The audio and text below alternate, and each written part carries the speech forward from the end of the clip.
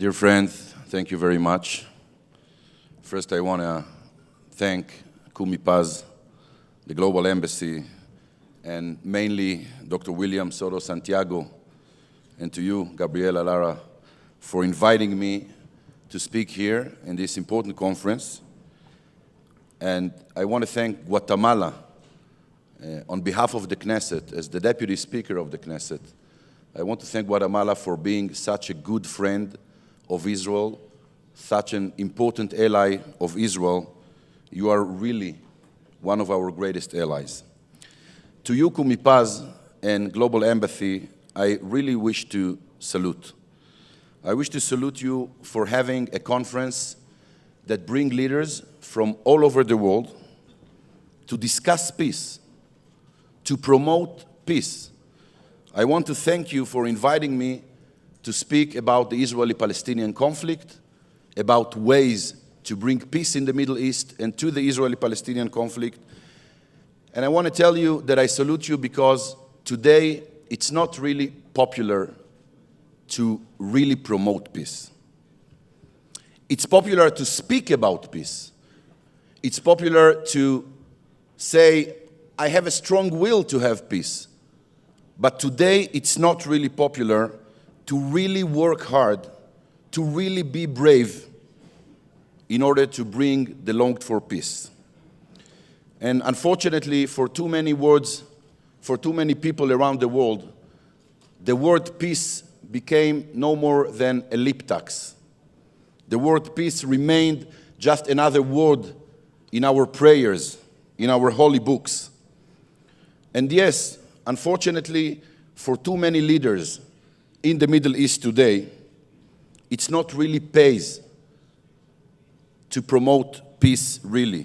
Because after all, to promote peace, you have to be brave, not just to give great speeches. And in order to have peace or to achieve peace, you have to make the necessary concessions. And it's hard to make the necessary concessions. There are many leaders that don't want or don't know how to make the necessary concessions in order to achieve peace. It's hard. By the way, to be in a position as a leader that not everybody likes you, it's hard.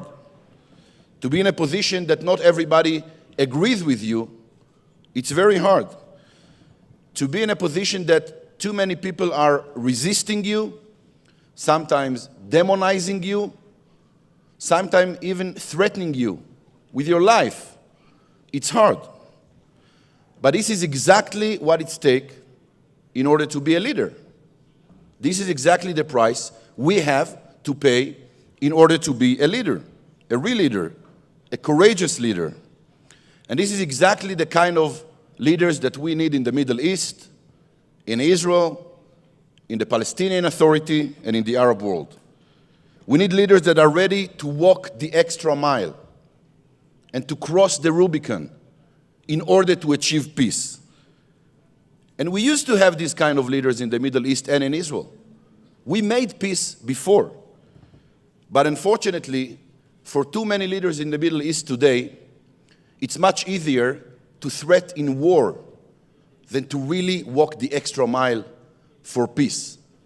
And this is very sad neighborhood and reality that we are living in. Even worse, too many leaders prefer to manage the conflict. To manage the conflict rather than really try and solve it. They say to themselves and to the people, it's very hard to actually solve a conflict. It's not very nice and pleasant to solve a conflict. So hey, let's manage the conflict. This is a new invention today, managing of conflict. My friends, brave leaders don't manage conflicts. Brave leaders solve conflicts, even if it's hard, even if it's very, very hard. That's our duty and our obligations as leaders, even if it's not always politically comfortable. A real leader don't think only what kind of comments and talkbacks he will get in Facebook or in Twitter, and what will be his popularity rate in his community or in his party. A real leader does not think only about the next election results. And today, unfortunately, in many, many places, this is exactly the situation.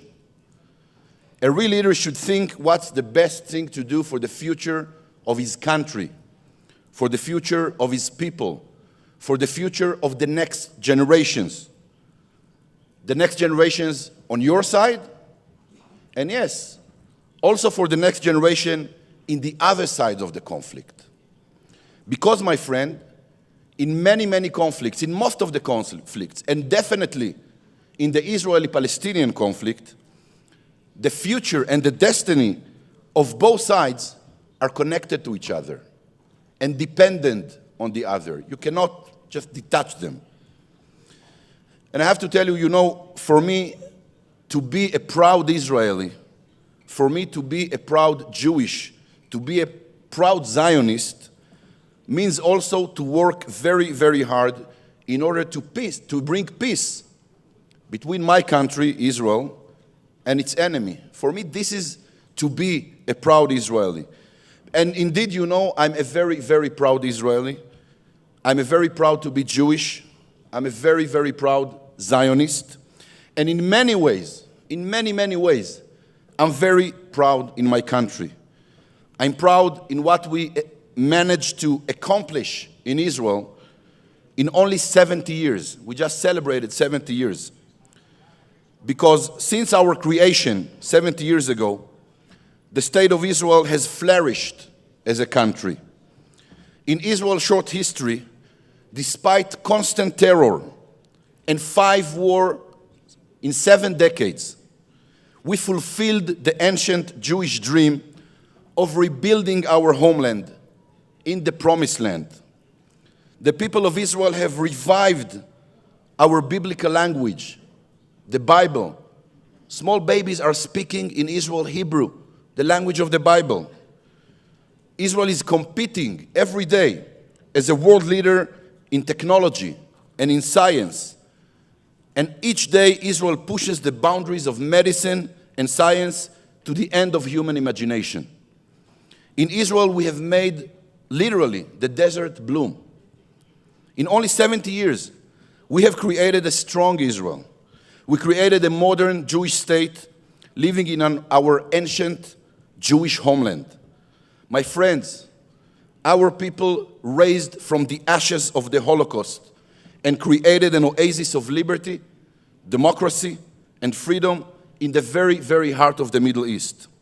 So indeed, for me, Israel is a role model in too many things. And it definitely makes me a proud Israeli. However, my friend, in order to be even prouder Israeli, I want Israel to be a role model also in aspiring for peace. I want Israel to demonstrate the world a real and genuine attempt to make peace. And we did it before. You know, it was Albert Einstein that was also Jewish. And he said I quote, "Judaism proved that the intellect is the best weapon in history. And it's our duty as Jews to offer the world our tragic experience, to make the world learn from our tragic experience. And while being faithful to our father's tradition and morality, we must be soldiers in the battle for peace." This is what Albert Einstein said, and Albert Einstein was right. I got my decision to enter the public life in Israel while I served as a young officer in the Israeli army at the IDF. I got this decision at the moment I heard about the assassination of our prime minister, the late prime minister, Yitzhak Rabin. Yitzhak Rabin was killed, murdered, assassinated, only because he was trying to bring peace with the Palestinians. And I think that in a normal world, a normal state, in a just state, we cannot allow that any effort for peace will be ended only due to a political assassination. It can't happen, and it won't happen.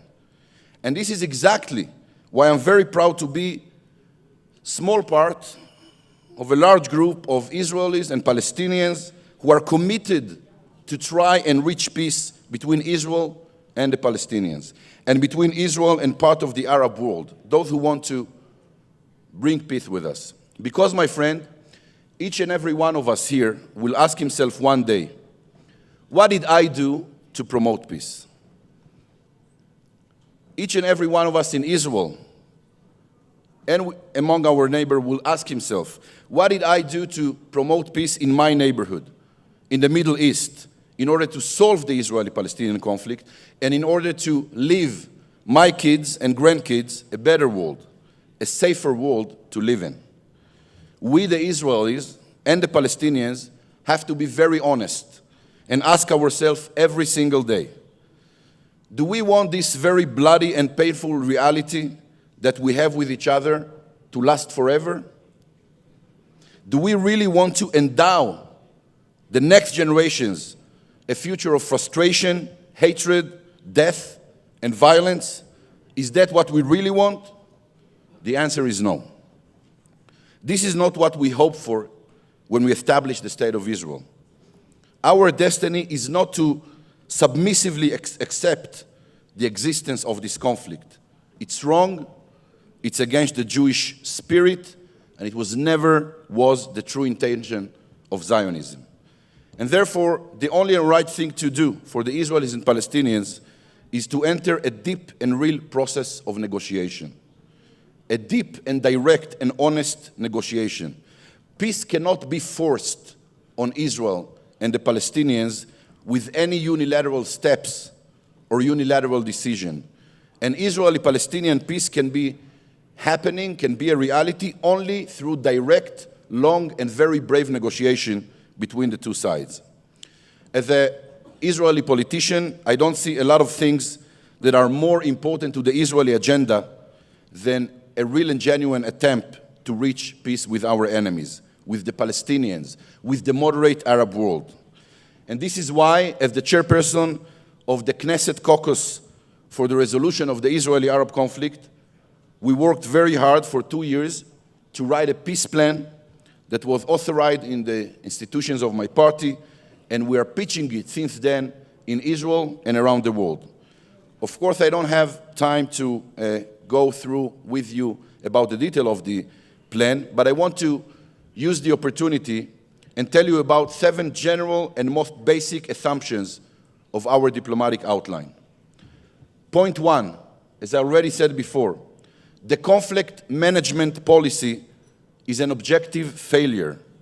It failed because thousands of missiles on the southern cities of Israel, thousands of casualties and dead people in both sides, growing hatred and demonization of the other side on both sides, a severe humanitarian crisis in Gaza, thousands of acres of Israeli agriculture that is getting burned in Israel every week, darkness, lack of hope.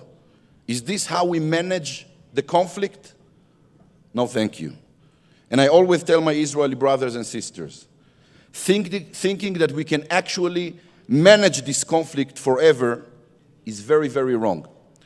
Because even if we believe that we are right about everything, and I think that Israel right about most of our assumptions and claims, but even if we are right about everything, and even if we will be managed to survive the entire hatred and the entire terror that will be thrown against us, we didn't establish a country in order to survive in it.